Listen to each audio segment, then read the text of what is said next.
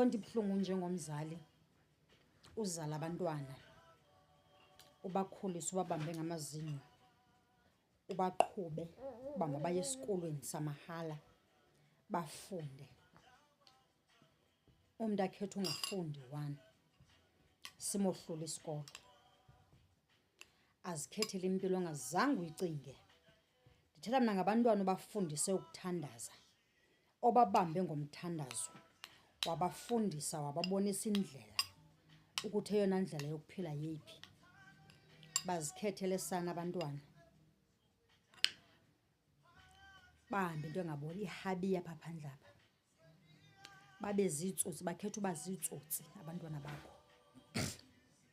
Uhlukunyezwa ngamapolisa engena kwakho day in day out bezofuna abantwana bakho. Khonto ibuhlungu nje kumzali njengaloo nto leyo.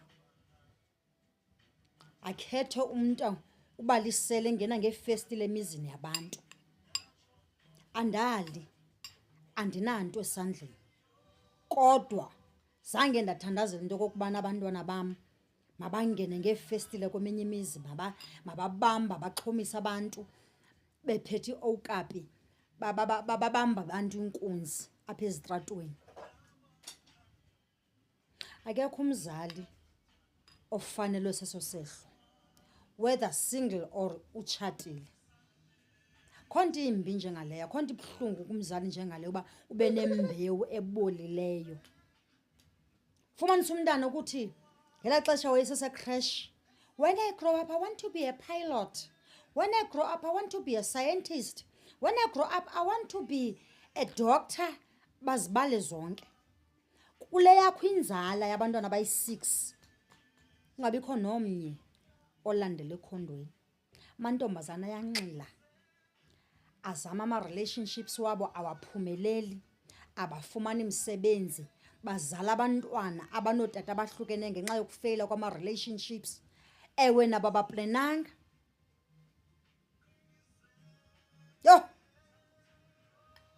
Bahlala esipotini Monday to Monday besesipotini. Akho nto ibuhlungu njengaleyo mzali, akho nto ibuhlungu njengaleyo.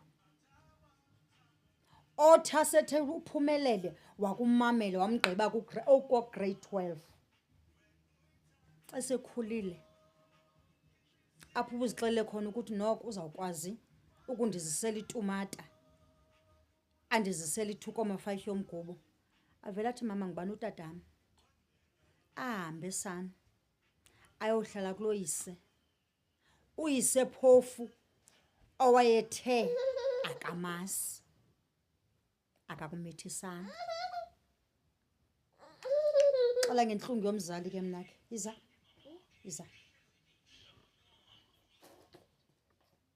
nduxela ngentlungu yomzali ke mna ke. Ube namaphuphu, thandazela abantwana bakho.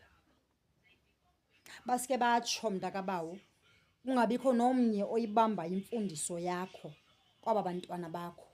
Xeba lo mzali.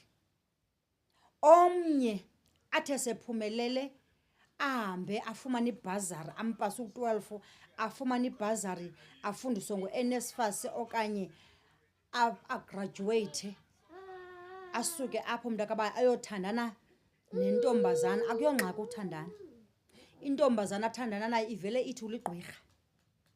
Mntana lo umkhulu usumbambe ngamazinyo umthandazele, akholele ukuthi nyhani uligqwirha. Yho! Bakushiye sana kuloo mkhukhu, kwelo tyotyombe, bakushiye nana bayophila kuma-suburbs. Ungaze ubone nditsho neCheckers le emnyama ke yasemakuleni. Xela ngentlungu yomzali mna. Xela yazi bafazi akunafomula yokukhulisa umntwana. Ayikho. Unjalo nje oyiphethe ingathi ngesabela sonke ifomula yokukhulisa ukuthi umntwana ukhuliswa njani.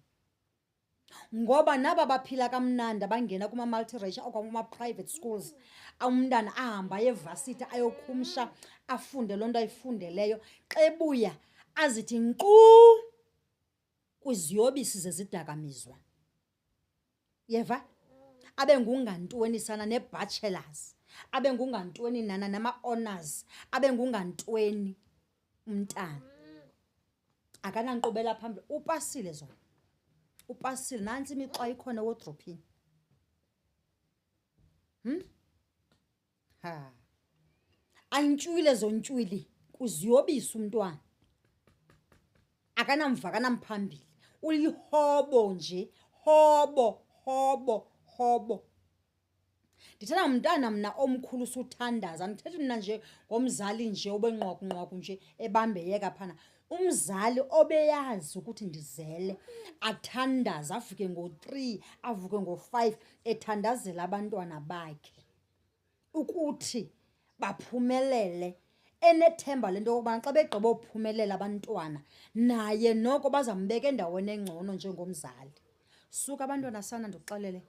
Yho. Intlungu yomzali. Ihlebelem. Intlungu yomzali. Uyabona wena mzali uba ngaba nomntana akho ukumamele, waphumelela futhi wakuhoya ekukhuleni kwakhe, wenza laa nto esithi yi-black tax, ubabalwe. Uhluthi ubabalwe mzali. Bulela uThixo. Ziintsikelelo zikaThixo ezo, ayibobulumko bakho. Ubabalwe wena.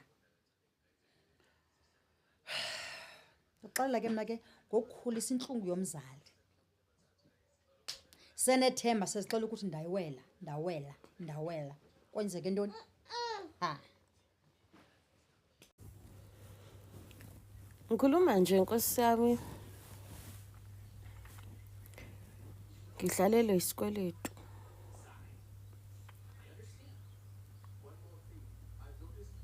Isikweletu se-1,000, 1.2 lapho. Bhayisekili lengane ena 3 years. Leli bhayisekili lengane ingane yami lendala. Yahamba yakulumuzi. Shuthi vese family friend yabo. Makhona uzwana noma wami.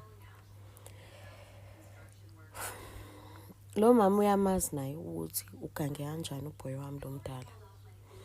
Amtshele athi yena ebhayisikili ungadlali. Yabo. Liyekela endlini nje kamereni lishiye kanje ningalenzeli ukuthi ningalisebenzisi. Ngoba le bhayisikili lithengwe ubaba walengane le umzukulu wakhe lo mama. Ubaba walengane le asizwani. Angizwani.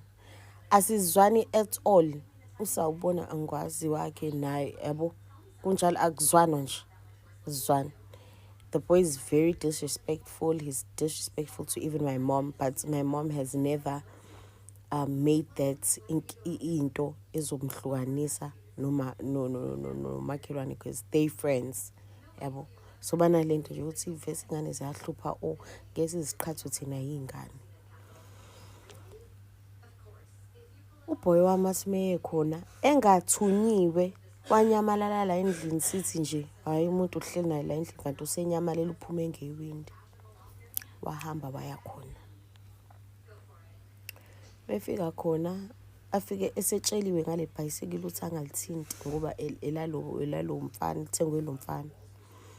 Umama angazi enzeni. Ubhoy wami usele nomzukulu kalo mama. Ubhoy wami ahamba yolikhipha le bhayisikili ekamereni lalo mama.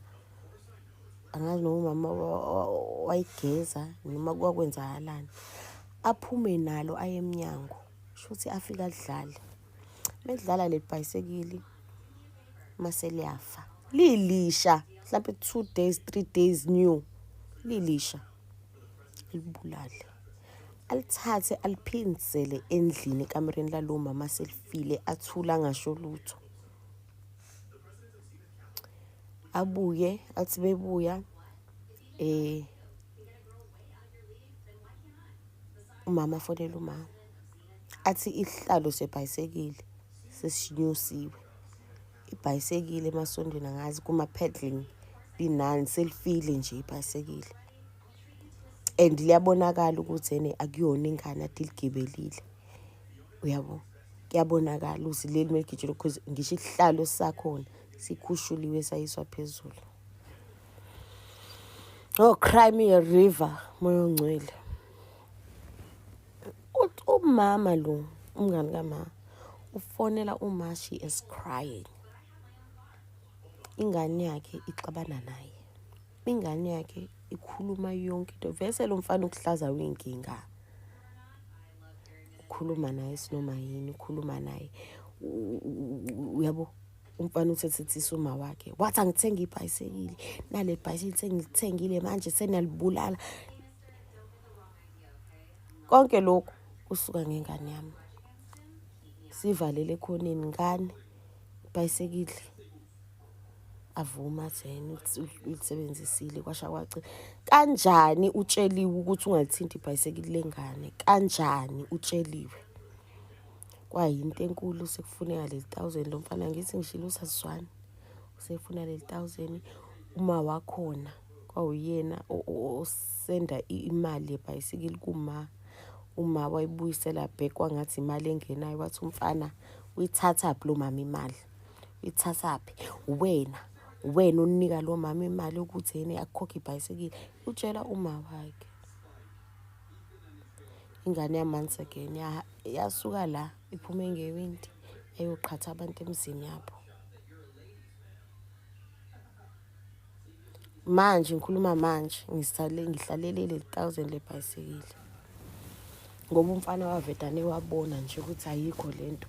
Uma wami kushuthi nje isichaka kakhulu mhlambe emehlweni akhe ukuthi anga-afforda lela 1000 lebhayisekile in such short notice. I'm just about to know it's fine. God will make a way. God will make a plan. Okwamanje angisebenzi but ngizolikhokha ibhayisekile, it's fine. Ungitshela ukuthi ungasuka kanjani la endlini uhambe uyobuleka ibhayisekile, uhambe uyodlala ibhayisekile lengane lesitha sami.